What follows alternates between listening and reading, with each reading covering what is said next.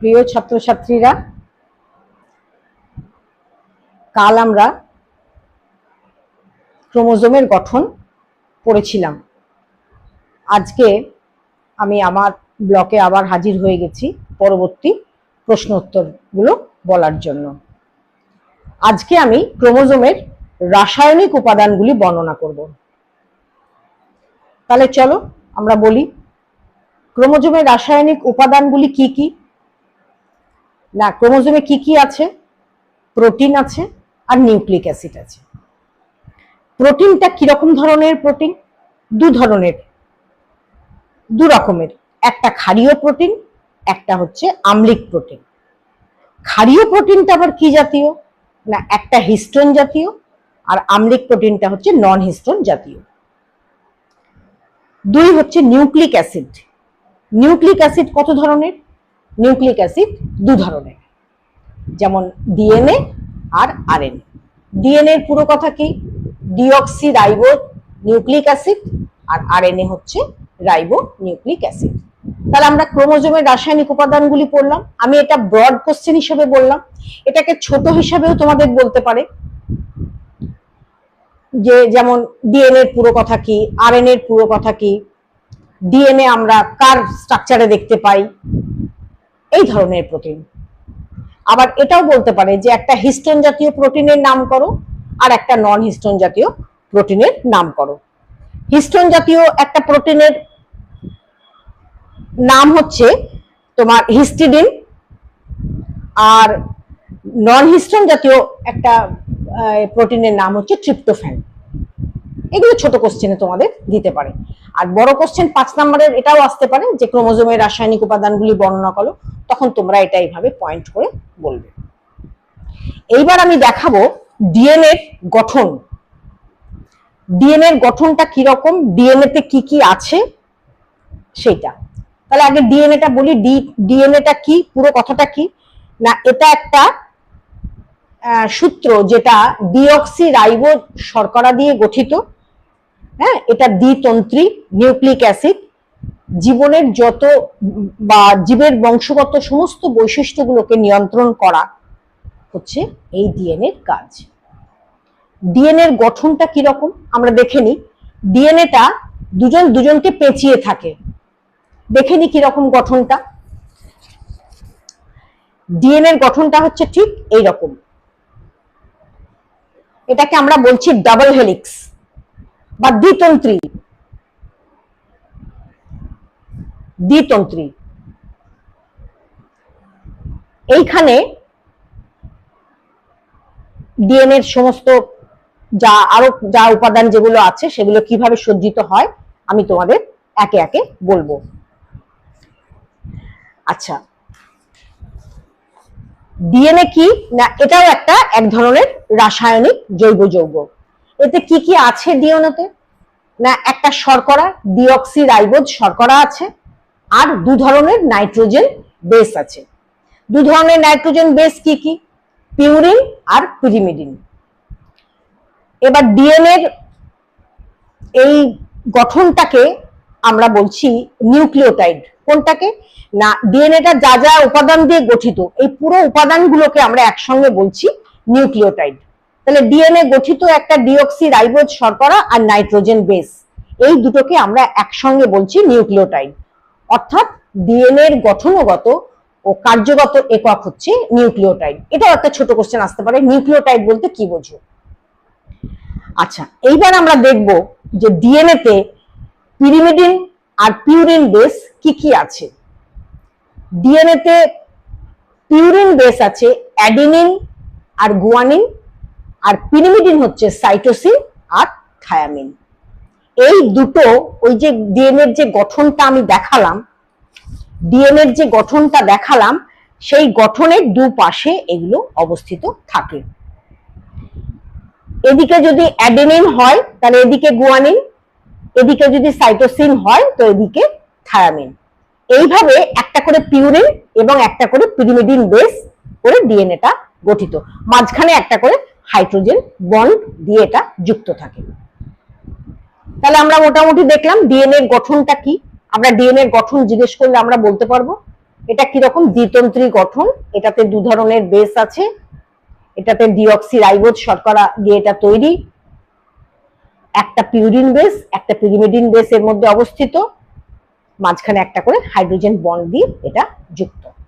তাহলে DNA structure আমরা জানলাম। ডিএনএ সম্পর্কে যা কিছু কোশ্চেন আসুক না কেন, কি ধরনের শর্করা যদি বলে ডিএনএ তে কি ধরনের শর্করা থাকে, না ডিঅক্সিরাইবোজ শর্করা থাকে। আচ্ছা,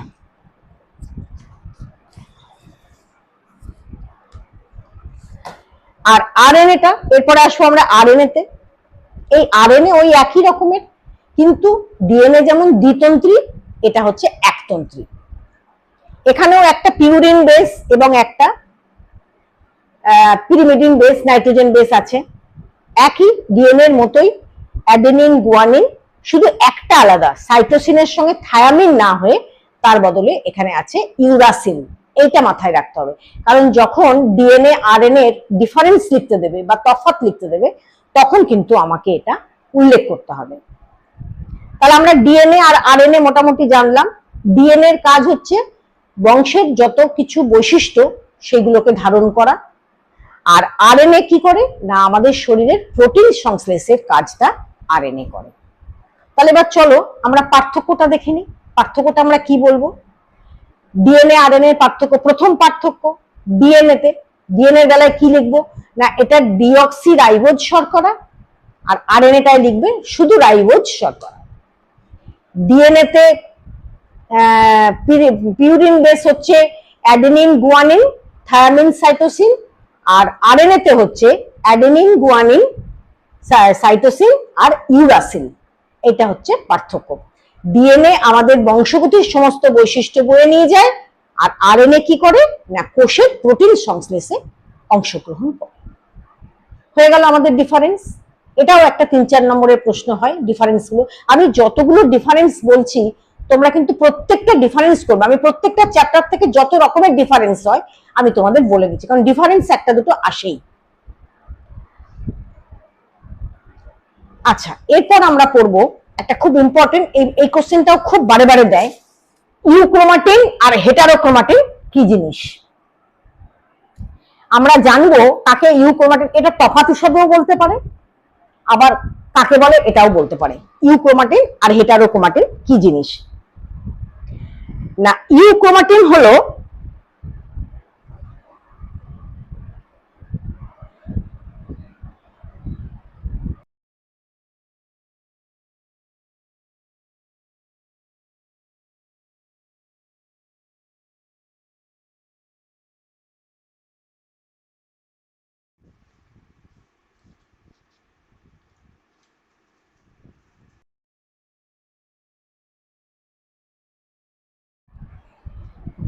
আচ্ছা, ইউক্রোমাটিনকে আমরা দুভাবে দেখতে পাই।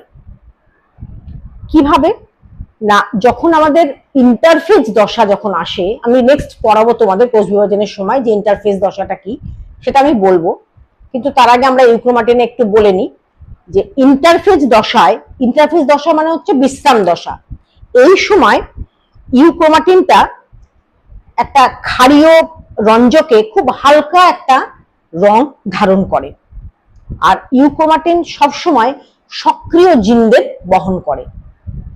আবার এই ইউক্রোমাটিন যখন কোষ বিভাজনের সময় অংশগ্রহণ করে তখন আবার এরা গাঢ়ভাবে রঞ্জিত হয়, বলেই আমরা কিন্তু ইউক্রোমাটিনকে মেটাফেজ দশায় খুব স্পষ্টভাবে ক্রোমোজোমগুলোকে আমরা দেখতে পাই। আর কি হয়, না ইউক্রোমাটিন অঞ্চলেই কিন্তু একমাত্র মিওসিসের যেটা মেইন জিনিস, ক্রসিং ওভার, যেটা প্রজাতির সমস্ত রকমের ধারা, বংশের ধারা, বৈশিষ্ট্যের ধারা যেখানে বহন করে নিয়ে যায়, সেই মিওসিসের সময় ক্রসিং ওভারটা ঘটে। তাহলে ইউক্রোমাটিনে আমরা দেখছি ক্রসিং ওভারটা ঘটে। এবার আমরা যাব হেটারোক্রোমাটিন।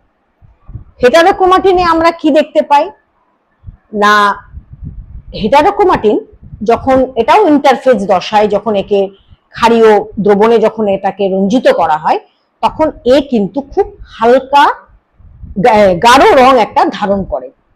আর হেটারোক্রোমাটিন কোনো সক্রিয় জিন কিন্তু বহন করে না।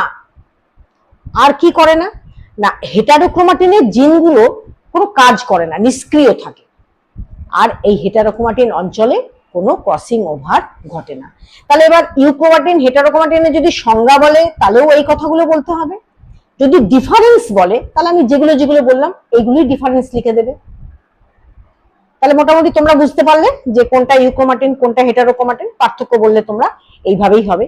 তাও চলো পার্থক্য আমি আরেকবার বলে দিচ্ছি, ইউক্রোমাটিন হেটারোক্রোমাটিন। 1 নম্বর ইউক্রোমাটিনের প্রশ্ন, 1 নম্বর হচ্ছে ইউক্রোমাটিন ইন্টারফেজ দশায় হালকা বর্ণ ধারণ করে, হেটারোক্রোমাটিন গাঢ় বর্ণ ধারণ করে। 2 নম্বর এই অংশে অধিক পরিমাণে ইউক্রোমাটিনে অধিক পরিমাণে ডিএনএ থাকে, হেটারোক্রোমাটিনে ঠিক তার উল্টো খুব কম পরিমাণে ডিএনএ থাকে। ইউক্রোমাটিন অংশে আমরা ক্রসিং ওভার দেখতে পাই, হেটারোক্রোমাটিন অংশে আমরা কোনো ক্রসিং ওভার দেখতে পাই না। হয়ে গেল, এই 3টে তফাৎ লিখলেই তোমরা ইউক্রোমাটিন হেটারোক্রোমাটিনের তফাৎটা বলতে পারবে, এবং এটা প্রায়ই দেয়। এখান থেকে কোনো কোশ্চেন এলে ইউক্রোমাটিন হেটারোক্রোমাটিন দেয়ই, কোনো না কোনো ভাবে দেয়ই। আচ্ছা, এইবার আমরা একটা ইম্পর্টেন্ট প্রশ্ন আমরা জানবো। কোষ বিভাজনে যাওয়ার আগে আমরা আরেকটা ইম্পর্টেন্ট কোশ্চেন আমরা জানবো। এবার আমরা কি জানি, একটা সেলের মধ্যে বিভিন্ন ধরনের সেল অর্গানেলস বা কোষীয় অঙ্গাণু থাকে, সেগুলো আমরা জানি কি কি। তো সেই কোষ বিভাজনে আমাদের কোন কোন অঙ্গাণুগুলো আমাদের সহায়তা করে? অনেকগুলো তো অঙ্গাণু আছে, গলগি বডি আছে, রাইবোজোম আছে, মাইটোকন্ড্রিয়া আছে, হ্যাঁ, গলজি বডি আছে, এন্ডোপ্লাজমিক রেটিকুলাম আছে, এ ধরনের অনেক অঙ্গাণু আছে, কিন্তু সব অঙ্গাণু কিন্তু কোষ বিভাজনে অংশগ্রহণ করে না। তাহলে কারা কারা করে? 1 নম্বর প্রধান যে করে সে হচ্ছে নিউক্লিয়াস। 2 নম্বর করে কে? 2 নম্বর হচ্ছে সেন্ট্রোজোম। 3 নম্বর হচ্ছে রাইবোজোম।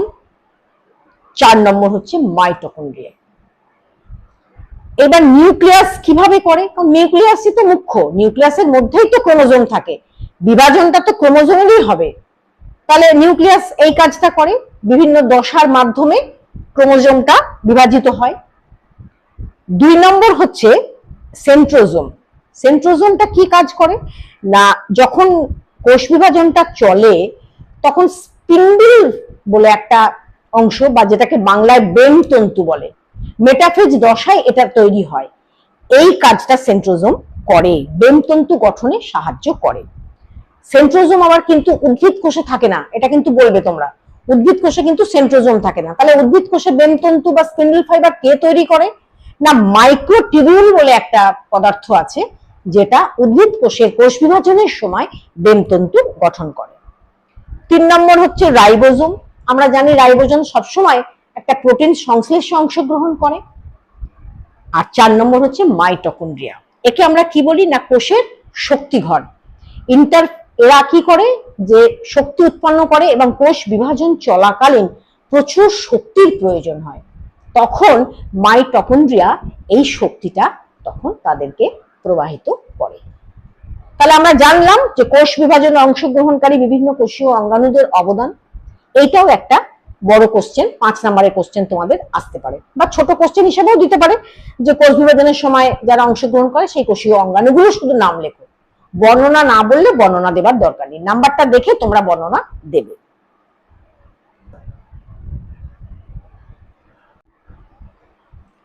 এবার আমরা নেক্সট আরেকটা ইম্পর্টেন্ট কোশ্চেনে যাব।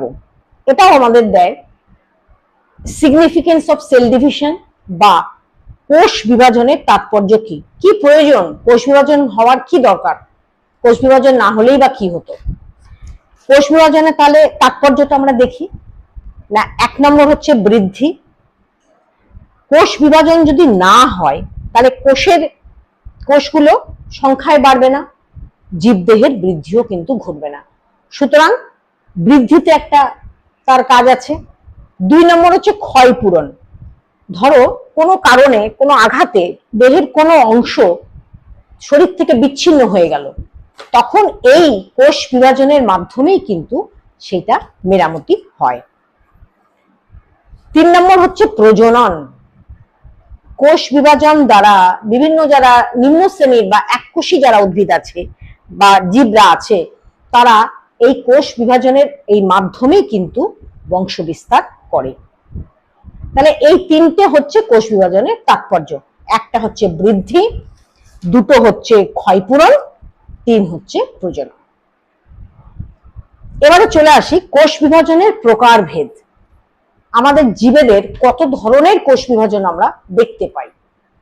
তিন ধরনের দেখতে পাই আমরা। একটা হচ্ছে অ্যামাইটোসিস, একটা হচ্ছে মাইটোসিস, আর একটা হচ্ছে মিওসিস। অ্যামাইটোসিস কি না, যে সরল প্রক্রিয়ার মাধ্যমে জীব সরাসরি বিভক্ত হয়ে যায়, দুটো ভাগে ভাগ হয়ে যায়, কোনো দশা বা কোনো বেমতন্তু গঠন কোনো কিছু না করেই সরাসরি বিভক্ত হয়ে যায়, তাকে আমরা বলছি অ্যামাইটোসিস। অ্যামাইটোসিস মানে যেটা মাইটোসিস নয়। এটা হচ্ছে সব থেকে সরলতম একটা প্রক্রিয়া। এটাকে অনেক সময় ডাইরেক্ট ডিভিশনও, সেল ডিভিশনও বলে। তাহলে ডাইরেক্ট সেল ডিভিশন আমরা কাকে বলি? অ্যামাইটোসিসকে। না এটা কি হয় না, এটা সরাসরি দুভাগ হয়ে যায়, দুভাগ হয়ে গিয়ে তৈরি করে। এটা কাদের মধ্যে আমরা দেখতে পাই? অ্যামিবা, ব্যাকটেরিয়া, ইস্ট, এদের মধ্যে এই অ্যামাইটোসিস প্রক্রিয়াটা আমরা দেখতে পাই। দ্বিতীয় নম্বর হচ্ছে মাইটোসিস। এইটা হচ্ছে সব থেকে জটিল একটা প্রক্রিয়া। এটা আমাদের সমস্ত উন্নত প্রাণীকোষ, উদ্ভিদ কোষের মধ্যে আমরা দেখতে পাই। না এই প্রক্রিয়ায় যে দেহ মাতৃকোষের যে নিউক্লিয়াস, সেই নিউক্লিয়াস আর সাইটোপ্লাজম একবার বিভাজিত হয়ে দুটো সম আকৃতির, সমগুণসম্পন্ন, সমসংখ্যক ক্রোমোজোম সহ দুটি অপত্য কোষ তৈরি করে। কি কি বললাম? মাতৃকোষটা একবার বিভাজিত হবে, হয়ে যে অপত্যগুলো তৈরি হবে তারা কিরকম হবে না, যেমন মাতৃকোষটা ছিল সেই সম আকৃতি, মাতৃকোষের মতো সমগুণ সম্পন্ন, মাতৃকোষে যত সংখ্যক ক্রোমোজোম আছে তত সংখ্যক ক্রোমোজোম নিয়ে অপত্যটা তৈরি হয়। তাকে আমরা বলছি মাইটোসিস। মাইটোসিস বিভাজন কোথায় হয় না, উদ্ভিদ এবং প্রাণীর দেহ মাতৃকোষে আমাদের এটা মাইটোসিসটা হয়। মাইটোসিসকে, এটাও একটা গুরুত্বপূর্ণ প্রশ্ন দেয়, কেন ইকুয়েশনাল ডিভিশন বা সদৃশ বিভাজন আমরা কেন বলি? মাইটোসিসকে আমরা কেন সদৃশ বিভাজন বলি? না কেন বলি না, এটা একবার বিভাজিত হয়ে সমগুণ সম্পন্ন, সম আকৃতি এবং সমসংখ্যক ক্রোমোজোম বিশিষ্ট দুটি অপত্য সৃষ্টি করে বলেই একে আমরা সদৃশ বিভাজন বলি। কারণ যেটা দেহ মাতৃকোষের যে কোষটা বিভাজিত হয় তার মতোই সবকিছু থাকে, সেজন্য এটাকে আমরা সদৃশ বিভাজন বলছি। নেক্সট হচ্ছে মিওসিস। প্রথমেই বলি মিওসিসও একটা খুব ইম্পর্টেন্ট বিভাজন। এটা যে কোনো জীবকোষের কোথায় হয় না, এটা জনন মাতৃকোষে হয়। এখানে এই জনন মাতৃকোষটা দুবার বিভাজিত হয়, দুবার বিভাজিত হয়ে অর্ধেক ক্রোমোজোম সহ চারটে অপত্য নিউক্লিয়াস তৈরি করে। মাইটোসিসের ক্ষেত্রে দেখেছিলাম দুটো সেল তৈরি করে, অপত্য সেল, আর মিওসিসের ক্ষেত্রে আমরা দেখতে পাচ্ছি চারটে অপত্য কোষ তৈরি করে। আর কি হয়, মেন কি জিনিসটা হয় না, ক্রোমোজোম সংখ্যাটা এখানে অর্ধেক হয়ে যায়। মিওসিসে যদি ক্রোমোজোম সংখ্যা অর্ধেক না হয়ে যায় তাহলে ক্রোমোজোম নাম্বারটা কিন্তু আমাদের কনস্ট্যান্ট বা ধ্রুবক থাকবে না, ক্রোমোজোম সংখ্যাটা উত্তরোত্তর বেড়ে যাবে। মিওসিস হয় বলেই ক্রোমোজোম সংখ্যাটা, এই মিওসিসের ফলে ক্রোমোজোম সংখ্যাটা হ্রাস হয়, কমে যায় বলেই এই ক্রোমোজোম সংখ্যাটা আমাদের কনস্ট্যান্ট থাকে।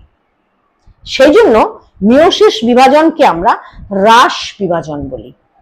মাইটোসিসকে বলছি সদৃশ বিভাজন আর মিওসিসকে বলছি হ্রাস বিভাজন। কোনো কিছুই দিল না, হয়তো বললো সদৃশ বিভাজন কাকে বলে বলো, হ্রাস বিভাজন কাকে বলে বলো। হ্রাস বিভাজন কেন বলে না, যেহেতু ক্রোমোজোমটা অর্ধেক সংখ্যক হয়ে যায়, মাতৃকোষের থেকে অর্ধেক হয়ে যায়, সেই জন্য এটাকে হ্রাস বিভাজন আমরা বলি।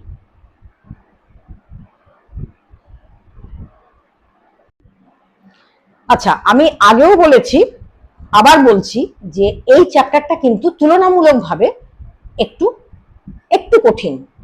সুতরাং এই চ্যাপ্টারে আমি যা যা সংজ্ঞাগুলো বলছি আমি ওই জন্য কেটে কেটে কেটে কেটে অল্প অল্প করে বলছি, তোমরা ঠিক এইভাবেই একটু একটু একটু একটু করে পড়ো।